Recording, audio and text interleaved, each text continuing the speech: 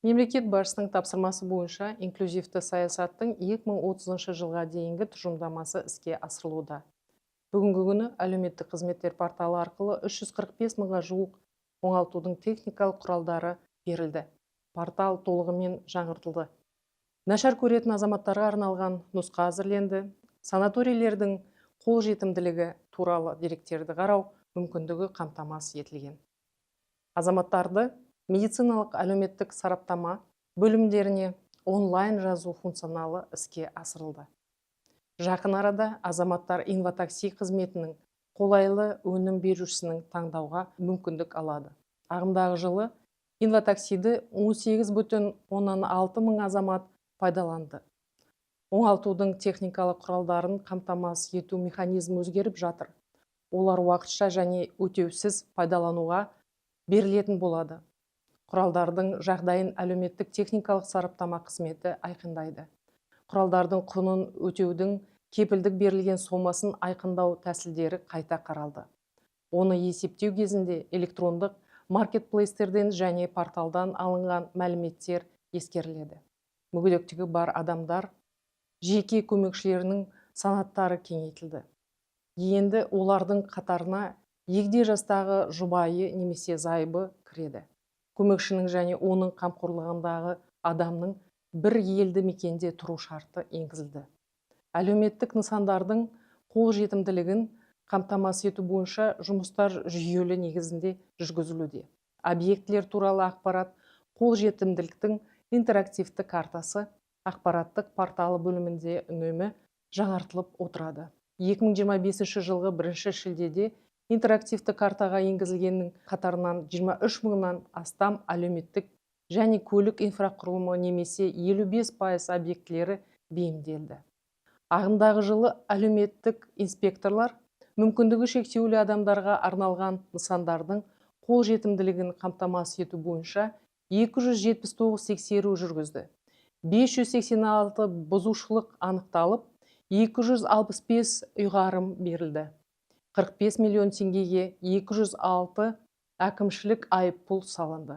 Инклюзивті технологияларды дамытуға және қолжетімді орта құруға бағытталған бастамалар іске асырылуда. Мысалы, Астана ITHM Lab әлеуметтік жобасының соңғы кезеңі өтті. Оның шеңберінде 18 команда мүгедектігі бар адамдардың өмір сүру сапасын арттыру үшін сарапшылар мен инвесторларға өз әзірлемелерін ұсынды.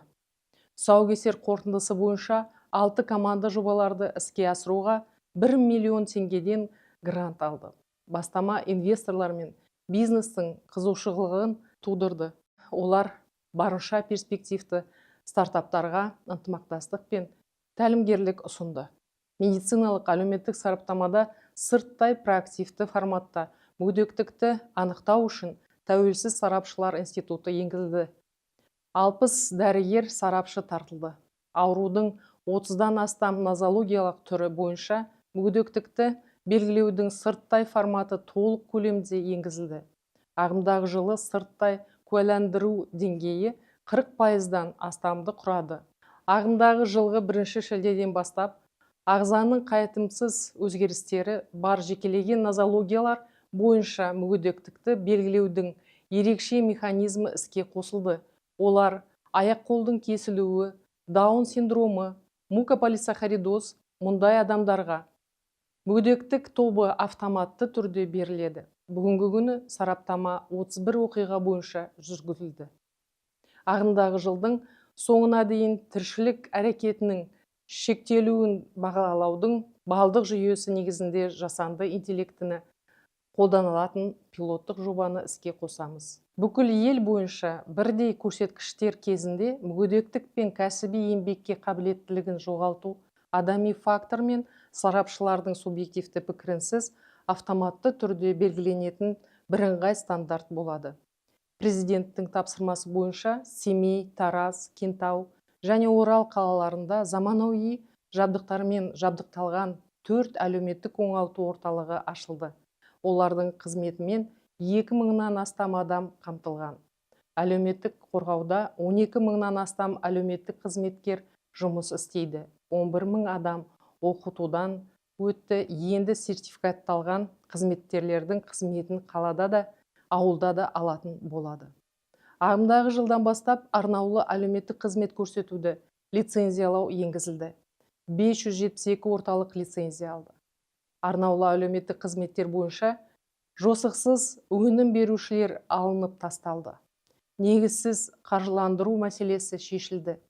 Алаяқтық әрекеттердің анықталған фактілер бойынша барлық материалдар тиісті органдарға жіберілді.